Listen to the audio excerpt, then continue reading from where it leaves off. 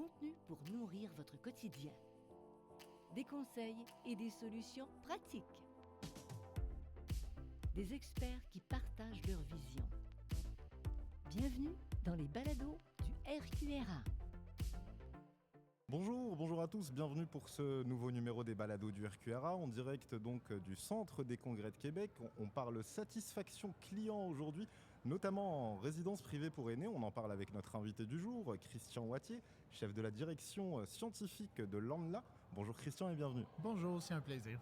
Alors avant de parler dans une deuxième phase de cette entrevue de l'intégration des nouveaux clients, l'an dernier, l'ANLA avait déjà fait une première étude sur la satisfaction client en RPA. Si on pouvait revenir peut-être Christian sur les grandes lignes ou en tout cas les grandes conclusions de cette première étude. Certainement, l'année dernière, très belle étude qui avait été effectuée, commandée par le RQRA. Je remercie beaucoup leur participation d'ailleurs. L'année dernière, c'était une étude par voie de client mystère. Donc, on analysait beaucoup plus la phase de prospection. La phase se définit par la venue d'un client qui n'est pas prévu, qui n'est pas annoncé. Il peut prendre rendez-vous ou non. Il faut dire que depuis la COVID, la plupart des gens vont prendre un rendez-vous avant de se présenter en résidence pour faire, je vais dire, ce qu'on va appeler l'expérience de prospection. Elle consiste par une rencontre dans un bureau. Ensuite de ça, un déplacement physique dans la résidence. On va aller visiter des appartements, on va visiter les aires communes. Et donc, on va vivre un peu une expérience, je vais dire, de séduction de la part de la RPA dans l'objectif de voir s'il y a un intérêt. Les clients mystères pouvaient être à la fois des résidents potentiels en tant que personnes eux-mêmes ou des membres de la famille qui venaient magasiner pour leurs parents. Et donc, un client mystère, si on doit résumer un peu tout ça, Christian, c'est quelqu'un qui se fait passer, entre guillemets, pour un nouveau résident d'RPA, c'est bien ça? Oui, il faut dire que chez l'ANLA, la façon de procéder est peut-être un petit peu différente. Beaucoup de gens connaissent le terme client mystère en présumant que c'est quelqu'un à qui on impose d'aller faire un travail. Dans le cas de l'ANLA, c'est une immense cohorte de réels consommateurs qui, sur une base volontaire, vont choisir de faire l'exercice. Donc, dans un premier temps, il faut toujours se dire que l'expérience de prospection, elle a été faite parce qu'il y avait une réelle intention, soit de la part d'une personne, je vais dire, j'aime pas dire aînée, mais qui était dans un intérêt potentiel et qui en a profité pour aller visiter différentes RPA pour voir quels étaient les services offerts. Sinon, c'est vraiment un membre de la famille qui a visité, fort probablement pour un intérêt potentiel d'un parent pour choisir une résidence, peut-être pas dans un futur immédiat, mais dans un futur rapproché. Et est-ce que les résultats globaux de la satisfaction des clients donc, qui ont visité ces RPA étaient plutôt positifs? Ils étaient positifs. Il y a certains mythes qui ont peut-être été justement mis à bas. Le premier était souvent de penser que la phase de prospection, et vous comprenez, incluant la visite des lieux, allait mieux se passer dans les résidences dites de grands groupes que dans les résidences indépendantes. Et ça n'a pas été le cas. Il n'y avait pas de différence. Autrement dit, lorsque évidemment la phase se passait bien, lorsque le niveau de satisfaction était élevé, il n'y avait pas de différence. Donc, il n'y a pas de gêne à avoir, peu importe la provenance, peu importe la résidence. Si c'est très bien fait, c'était toujours très apprécié. Est-ce qu'il y a des facteurs qui influencent peut-être un peu plus le niveau de satisfaction de ces clients? Absolument. Absolument. Si on la divise en plusieurs phases, il y a une phase d'accueil qui habituellement se passe dans le bureau. Cette phase d'accueil-là, on a mis en évidence l'importance d'être attendu. Comme je le disais, la plupart des gens vont prendre un rendez-vous. Ce n'est pas nécessairement la personne qui va faire la visite des lieux, la visite des appartements qui va accueillir. Des fois, il va y avoir un poste d'accueil. C'est très important de se savoir attendu. Ça met déjà la table un peu sur la culture de l'établissement. De l'entreprise, oui. Ensuite de ça, la visite des appartements, on a démontré, l'étude démontrait que le niveau de satisfaction était, je ne vais pas dire une fonction linéaire, mais il était fonction du nombre d'appartements visités. Lorsqu'on n'en visitait aucun, et donc la phase de prospection était, je vais dire, une visite qu'on appelle sur plan. On ne faisait que regarder des plans. La satisfaction était beaucoup moins élevée. C'était plus difficile pour les gens de se placer vraiment dans l'imaginaire. Même si on sait que l'appartement visité ne sera pas nécessairement celui qu'on va habiter, ça permettait une meilleure projection. Et donc, on disait, on le voyait, plus il y avait d'appartements visités, aller jusqu'à 3 et plus. Là, la famille 3 et plus était toute mise ensemble. Mais si on en visitait 1 versus 2 versus 3, plus on en visitait, plus les gens étaient satisfaits. Alors, vous avez parlé tout à l'heure de cette phase d'accueil. Je sais qu'avec le RQRA et Landla, vous avez développé peut-être une autre partie sur l'intégration de ces clients donc, en résidence pour aînés. Tout d'abord, qu'est-ce que c'est cette intégration? La phase d'intégration, c'est intéressant parce que beaucoup de gens, des fois, oublient de la considérer. C'est-à-dire qu'on va considérer qu'il y a une phase de prospection et soudainement dire, bien, une fois que la personne emménage, elle entre dans sa phase de vie en résidence. Il y a une phase intermédiaire entre les deux qui est appelée la phase d'intégration. Pour la plupart des gens, elle se définit comme à partir de la signature du bail. Donc, on considère que la phase de prospection est terminée, mais jusqu'à plusieurs semaines et voire même parfois plusieurs mois, on va considérer que c'est une phase d'intégration. On n'est pas encore dans sa pleine vie en résidence. Donc on ne parle pas juste de la période où la personne emménage, mais d'une période peut-être un peu plus longue aussi. Absolument, puisqu'elle est elle aussi décomposée en étapes. Souvent, on va décomposer le parcours de vie d'un résident dans une RPA. On va le décomposer en 3. La phase de prospection, la phase d'intégration et la phase de vie en résidence. La phase elle-même d'intégration se divise en 4, c'est-à-dire de la signature du bail jusqu'au jour de l'emménagement.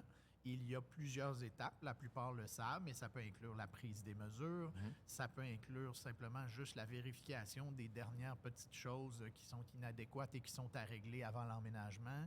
Il y a même plusieurs personnes qui considèrent une 3e visite qui est vraiment beaucoup plus d'ordre social, où la famille peut voir un peu dans quel environnement leur aîné va résider, et ce, jusqu'au jour du déménagement. Donc ça, c'est une première étape. L'étape du déménagement est une 2e phase. En elle-même, le jour du déménagement, c'est une phase.